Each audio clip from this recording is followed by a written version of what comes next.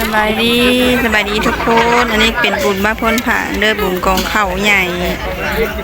ปีนี้ประเทศกองเข่าใหญ่เนาะนี่เป็นเห็ดแบบใหม่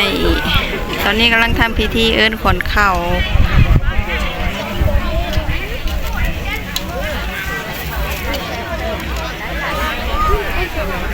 กำลังเกี่ยมทำพิธีเอิ้นขนเข่า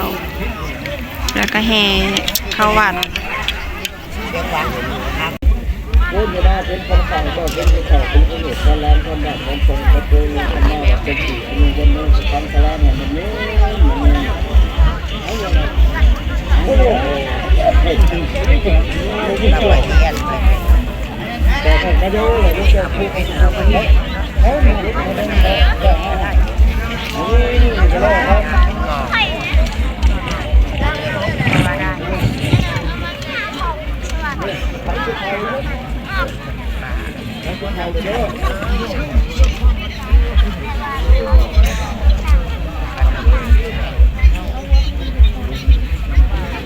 เป็นกำลังที่เชิญขนเข่า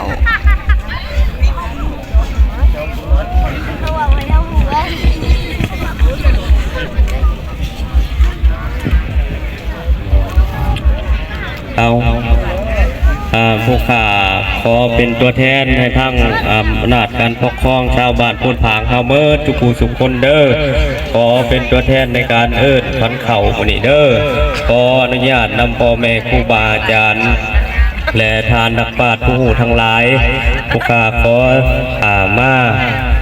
อ่านคำกรเอิ้นขวัญเข่าเนาะนะโมตัสสะภะคะวะโตอะระหะโตสัมมาสัมพุทธัสสะนะบุญสั่วหลายถวายบาตรจังสลาดคนเฮาว่ามาเยอะควันมือเอามาเดิมมาอยู่เหล่าอยู่เนี่ยแล้วมาเดิม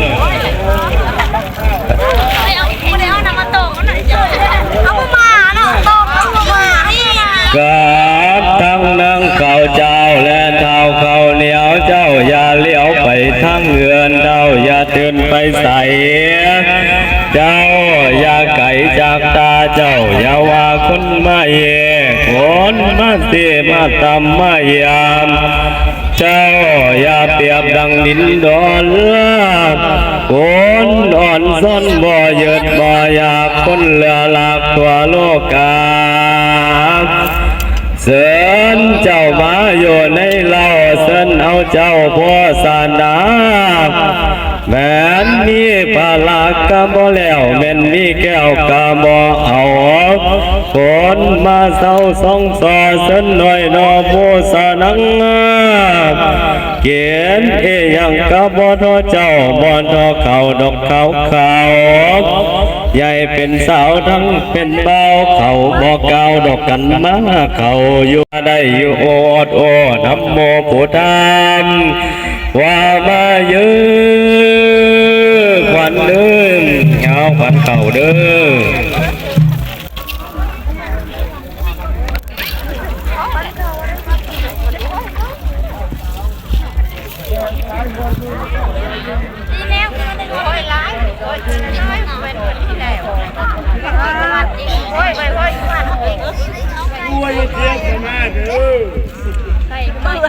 ควันละ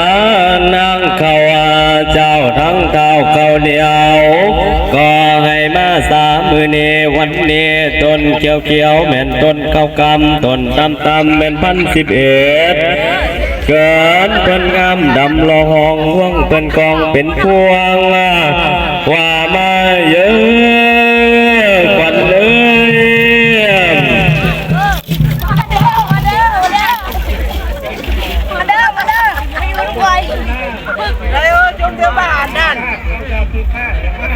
เราอยู่ที่ดินนะคะตกลงขักมันเล่นไงไปหาแพร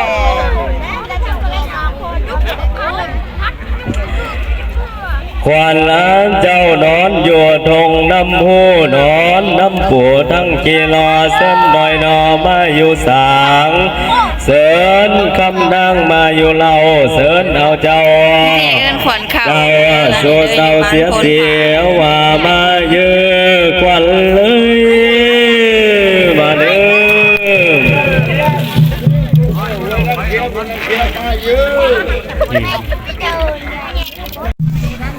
หลายๆเด้อโดนจะปืนเข้าไปเด้อแม่ไปไปเด้อไปจานแรกจุกมาอย่างนี้ได้ลูกไหม สิแห่ขวัญข้าวเข้าในวัดแล้วเด้อตอนนี้ทำพิธีเฮ็ดพิธีเสร็จแล้วเนาะ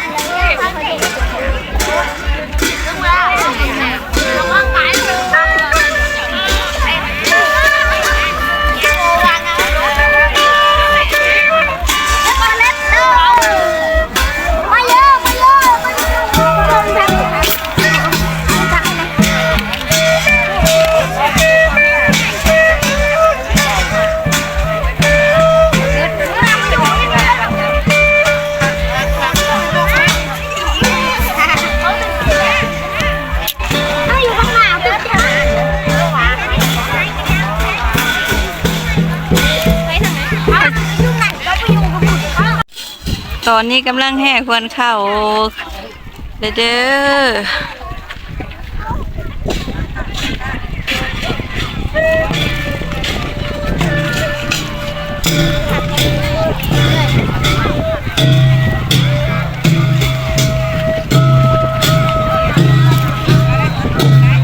งานบุญของข้าวบ้านพนผางเด้อพี่น้อง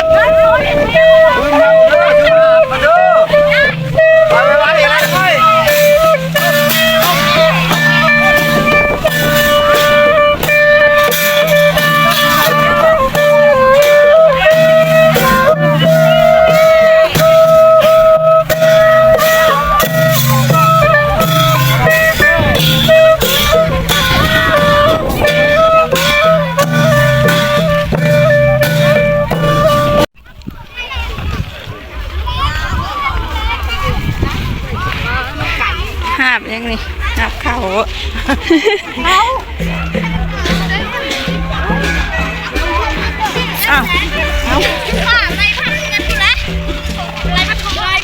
ป้าตัวไก่มันอย่างนี้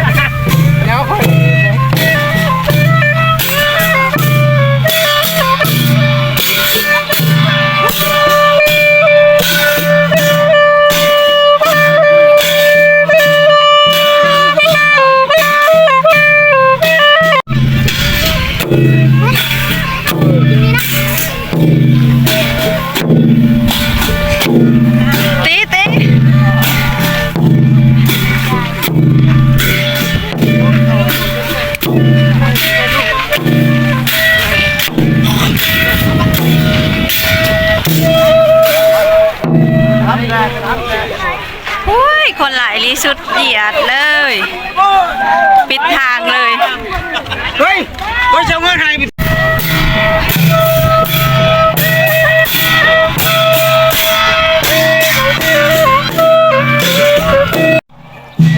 ตอนกำลังแห่เข้าวัดเด้อตอนนี้เด้อบุญบ้านพนผางเด้อนี่บุญกองเขาใหญ่บ้านพนผางแต่ปีนี้เพิ่นบ่ได้เฮ็ดกองเขาใหญ่เนาะปีนี้ค่ะเป็นเฮ็ดแบบใหม่แต่ละปี ตาเสียบไม่ดอกวัดเอาข้าวประมาณแล้วที่ต้องต่อไปข้าวบ้านคนขายออกเป็นวันนี้บ้านของคุณเป็นที่ว่ากับว่ามีเหตุการณ์ประมาณนี้อะไรหรือว่าใหม่ บ่เด้ ใช่เนาะข้าวขายเอามาทำกันก็ทุกคนมาพ้นพันเข่า คนหลายผู้ปีคนนี่ม่วน ที่บ้านเราบ้านพ้นทางเขาบอกเขาเดินพันเข่า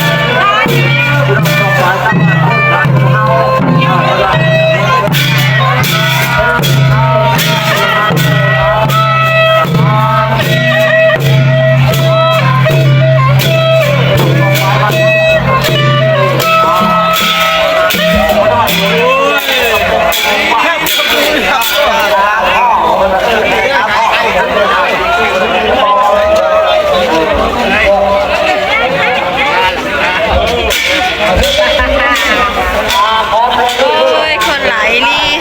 ตอนนี้ก็เข้าวัดเลยเด้ออันนี้ก็คือวัดบ้านโพนผาง